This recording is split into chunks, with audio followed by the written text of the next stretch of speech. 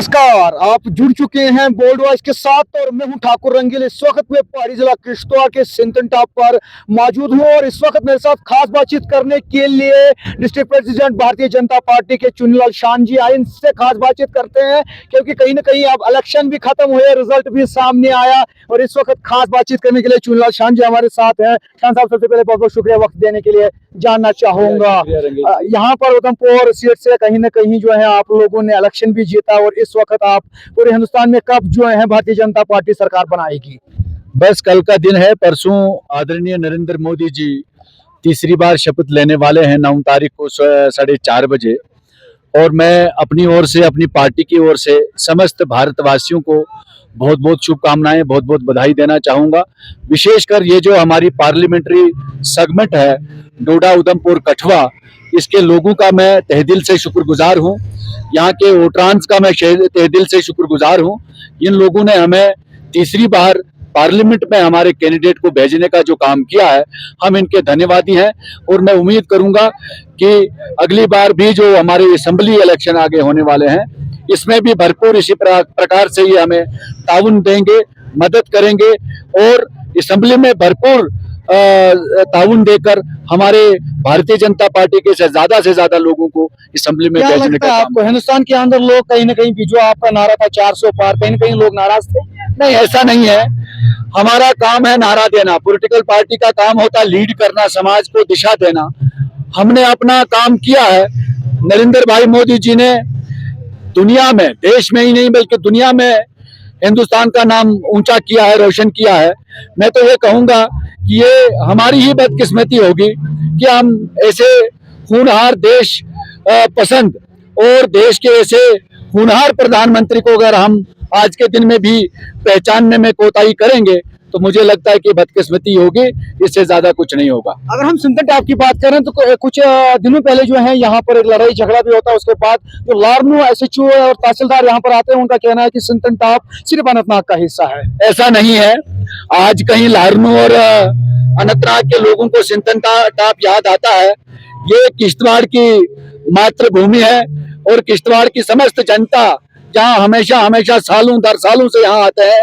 और ये revenue record के मुताबिक भी सिंतन टॉप, हमारे फॉरेस्ट रिकॉर्ड के मुताबिक भी सिंतन टॉप जो है ये किश्तवाड़ का हिस्सा है।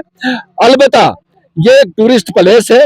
दोनों, चाहे वो अनंतनाग के लोग हों, चाहे किश्तवाड़ के लोग हों, यहाँ के व्यापारी हों, यहाँ के कारोबारी हों, इनसे मैं निवेदन करना चाहूंगा कि मिल के आपस में सलाह मशवरे के साथ सिंतन को बदनाम ना करें। सिंतन को और टूरिस्ट जो डेस्टिनेशन है स्थापित करने के लिए ये काम करें।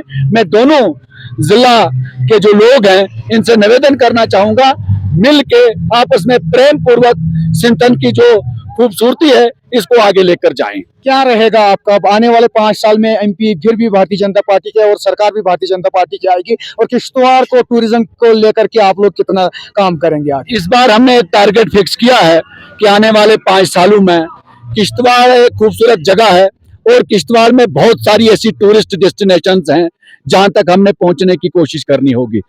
क्योंकि यहाँ पे हमारे यहाँ किश्तवाड़ में दूर दराज जो इलाके हैं जहां तक अभी रोड कनेक्टिविटी नहीं है, हम पहली प्राथमिकता देंगे कि टूरिस्ट डेस्टिनेशन तक रोड कनेक्टिविटी हो, ताकि जैसे आप देखते होंगे हमारे लेफ्ट साइड में एक सुंदर और खूबसूरत, कश्मीर से भी ज्यादा खूबसूरत एक इलाका हमारा है जिसको हम फार्मर की नगरी से जानते हैं। उस इलाके में जब टूरिस्ट जाएगा वो दुनिया के बाकी सारे डेस्टिनेशन भूल जाएगा। क्या इस 5 साल के अंदर जो है फार्मर वैली के लिए सड़क बनेगी? और यहाँ के छात्रों के लोगों की ये भी अरसे दराज से मांग है कि यहाँ सिंतन ऑल फार्म में गंडोला बनाना चाहिए। जो महावरनाग है, सरटॉप है, बहुत सारे ऐसी जगहें हैं जहाँ पर अभी रोड कनेक्टिविटी नहीं है और नेटवर्क प्रॉब्लम भी कहीं ना कहीं सिंतन के अंदर है। और एक गंडोला जो है, लोगों की मांग है कि यहाँ पर एक गंडोला जो है ऑल फार्म सिंतन से फार्मर वैली के लिए होना लाजमी है। क्या इन 5 सालों के अंदर भारतीय जनता पार्टी इस पे तवज्जो देगी?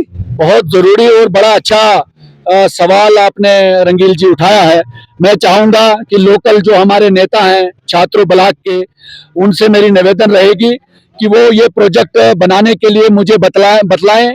चाहे वो डीसी साहब से हो, चाहे एमपी साहब से इसकी प्रायोरिटी लानी होगी। हम डॉक्टर जितेंद्र जी के पास जाकर इन दोनों प्रोजेक्टों की प्रायोरिटी फिक्स करेंगे, इनकी डीपीआरस बनाएंगे और इस पे काम करना शुरू करेंगे। छात्रों की अगर हम बात करें तो तालीम निजाम कहीं न कहीं दारम बारम है। कॉलेज की हालत भी खराब है, हाई सेकेंडरी की हालत भी खराब है। उसके साथ साथ 3-4 हाई स्कूल्स हैं, उनकी हालत भी खराब है। कहीं पर बच्चों को बैठने के लिए जगह नहीं, कहीं पर स्टाफ नहीं है। इस चीज के ऊपर आप लोग क्या करेंगे आगे? देखिए, आप जानते हो रंगील जी कि छात्रों इंद्रवाल कॉन्स्टिट्यूंसी का एक हिस्सा रहा है और आज भी हिस्सा है। इंद्रवाल कॉन्स्टिट्यूंसी में आप बखूबी जानते हैं कि हमारा कोई नुमाइंदा आज तक नहीं आया।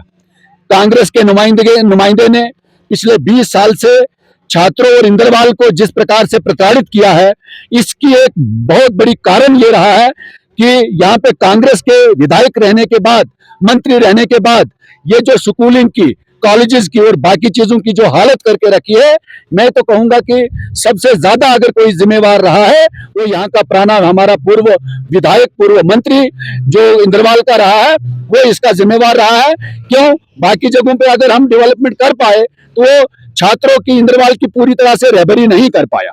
ये एक कारण रहा है जिसकी वजह से आज हम छात्रों में इन चीजों से वंचित है। जहां एक तरफ से Bharatiya Janata party digital India की बातें कर रही है, वहीं अभी छात्रों के अंदर बहुत सारे ऐसे इलाके हैं जहां पर नेटवर्क दस्तयाब नहीं है। 8 तारीख को प्रधानमंत्री नरेंद्र मोदी जी भी शपथ लेंगे, क्या उसके बाद नेटवर्क पे काम किया जाएगा? सिंतन के अंदर भी नेटवर्क दस्तयाब जरूर मेरे ध्यान में है। ऐसा हमारा यहाँ पे 2-3 ऐसे स्थान हैं जिन स्थानों पे अभी भी नेटवर्क की कमी है।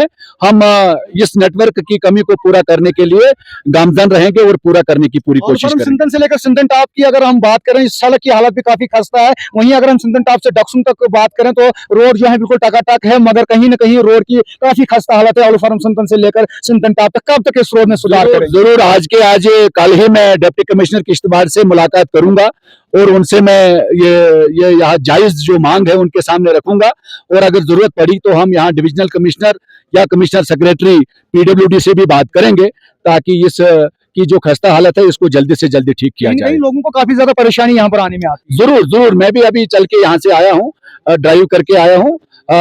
खस्ता हालत है रोड की, काफी गड्ढे हैं, इसको ठीक करने की हम जल्दी ठीक करवाएंगे। चुल्ला चांस मैं वो आश्वासन वो उस प्रकार का नहीं दे पाऊंगा क्योंकि ये लोकल एडमिनिस्ट्रेशन का काम होता है, लेकिन मैं ये जरूर आपको विश्वास देना चाहूंगा आने वाले 2-3 दिनों में, 2-4 दिनों में आप जरूर देखेंगे कि कुछ न कुछ हलचल इस पे होगी। आखिरी सवाल मेरे से आपसे है कि जो सिंहपुरा वायलू टनल है कब तक उसमें काम शुरू होगा? क्योंकि पिछले 10 साल से लोगों को सुना रहे हैं कि ITPR तैयार हुआ, टेंडरिंग लगी, परसों एक खबर वायरल हुई कि उसमें जी टेंडरिंग ही कैंसिल हुई। आप जरा लोगों को ये साफ करें कि कब तक जो है सिंहपुरा वायलू टनल पे काम शुरू होगा? देखिए भाई साहब, सिंहपुरा वायलू टनल हमारे लिए एक प्राथमिकता है।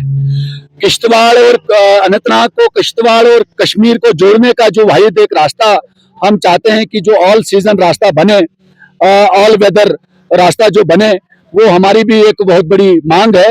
और मोदी जी की सरकार में ही उसकी DPR बनी, मोदी जी की सरकार में ही उसके टेंडर्स हुए। ठीक है कि कोई ठेकेदार जो लोग उसको अलॉटमेंट हुई है उसने काफी लोवेस्ट साइड जाकर टेंडर दिया था। मुझे लगता है कि कुछ महीनों में उस पर दोबारा रीटेंडरिंग का जो प्रोसेस होगा वो जल्दी से जल्दी होगा और सिंहपुरा और वायलू में आने वाले कुछ महीने में आप देखेंगे कि वहां पे काम शुरू हो जाएगा। चलिए, बहुत बहुत शुक्रिया दोस्तों। और साथियों, हमारे साथ भारतीय जनता पार्टी के डिस्ट्रिक्ट प्रेसिडेंट चुनीलाल शाम खास बातचीत कर रहे थे और जानने की कोशिश कर रहे थे, और इन लोगों का भी साफ कहना है कि आने वाले कुछ महीनों के अंदर ही सिंहपुरा वायलू टनल का काम शुरू होगा। ये तो आने वाले वक्त में पता चलेगा कि कब तक जो है सिंहपुरा वायलू टनल का काम शुरू होगा। तब तक आप देखते रहे बोल्ड वॉइस। दीजिए इजाजत। कैमरामैन अनिल कुमार के साथ मैं ठाकुर रंगील, सिंतन टॉप से बोल्ड वॉइस के लिए धन्यवाद।